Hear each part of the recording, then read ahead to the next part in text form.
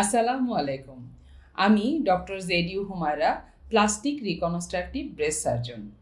Omega হসপিটালের ১০ম তলায় আমরা Omega plastic breast and laser সেন্টারে কাজ করছি। এখানে বিভিন্ন ধরনের সেবার পাশাপাশি আমরা ব্রেস্ট এবং প্লাস্টিক সার্জারির সকল ধরনের রোগী দেখে থাকি। তো আজকে যে বিষয়ে আপনাদের সাথে কথা বলতে চাচ্ছি সেটি হচ্ছে বডি কন্ট্যুরিং।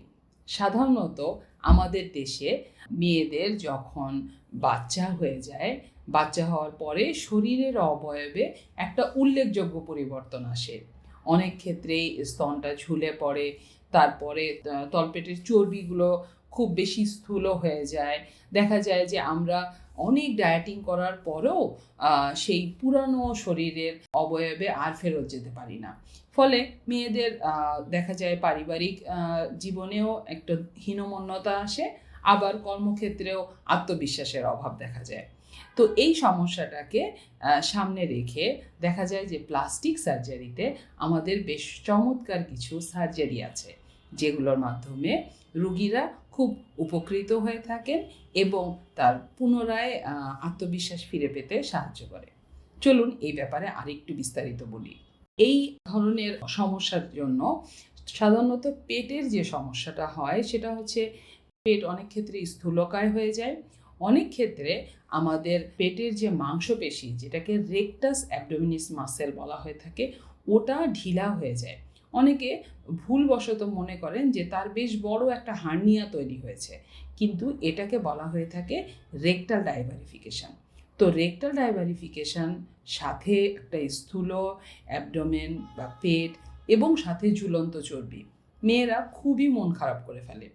তো এরকম সমস্যার ক্ষেত্রে আমরা কিন্তু প্লাস্টিক সার্জারিতে চমৎকার কিছু সমাধান দিয়ে থাকি। লাইপোসাকশন যেসব মেয়েদের শুধুমাত্র বেশ স্থূলতা, অ্যাবডোমিনাল বা সেন্ট্রাল ওবেসিটি বলে থাকি, যে পেটের দিকে বেশ চর্বির দেখা যাচ্ছে, তাদের লাইপোসাকশন করা হয়ে থাকে। ওমেগা হসপিটালে আমরা নিয়ে এসেছি পাওয়ার অ্যাসিস্টেড লাইপোসাকশন। এটা লাইপোসাকশন তথাকথিত যেটা ম্যানুয়াল লাইপোসাকশন তার থেকে আধুনিক। এক্ষেত্রে ইউনিফর্মভাবে মেশিনের মাধ্যমে আমরা লাইপোসাকশন করে থাকি। এরই সাথে অ্যাবডোমিনোপ্লাস্টি একটি সার্জারি আছে, যেটিকে আমরা এর লাইপোসাকশনের সাথে অ্যাড করি, যার মাধ্যমে অতিরিক্ত ঝুলন্ত চর্বি, যেটা অনেক ক্ষেত্রে ব্যাগের মতো ঝুলে থাকে, কাপড়ের নিচে থাকে, শরীরের ওজন কমলেও এই চর্বিটা যায় না, সেটিকে আমরা রিমুভ করে দিই। তাহলে আপনার মনে সন্দেহ হতে পারে যে এই ক্ষেত্রে দাগগুলো কোথায় থাকবে, পেটের ওপরে কি অনেক লম্বা বড় দাগ থাকবে? না, আসলে এই ক্ষেত্রে নাভির বরাবরে একটা সম্পূর্ণ প্রায় অদৃশ্য একটি দাগ থাকে, আর তলপেটের একদম নিচের দিকে যেখানে মেয়েদের সিজারিয়ান সেকশন হয় সেই সেকশনের ওই বরাবরই একটি দাগ হয়ে থাকে, যেটা বেশিরভাগ সময়ে আমাদের কাপড়ের নিচে ঢাকা থাকে। এই সার্জারিটি করলে পরে সাধারণত রোগীরা 3 থেকে 5 দিন হাসপাতালে থাকতে হয়। তবে লাইপোসাকশন যদি আপনি করেন তাহলে কিন্তু 1 দিন বা 2 দিন, এর বেশি হাসপাতালে থাকার কোনো প্রয়োজনই পড়ে না। আর অ্যাবডোমিনোপ্লাস্টি করলেও পরেও আমরা দেখা যায় 2 সপ্তাহের মধ্যে আবার আগের মতো কাজে ফেরত যেতে পারি। সাধারণত যারা সুইমিং বা এক্সারসাইজ করেন তাদের জন্য আমরা 4 সপ্তাহের একটি ব্রেক নিতে বলি, যে এই সময়টা একটু বিশ্রামে থাকলে ভালো।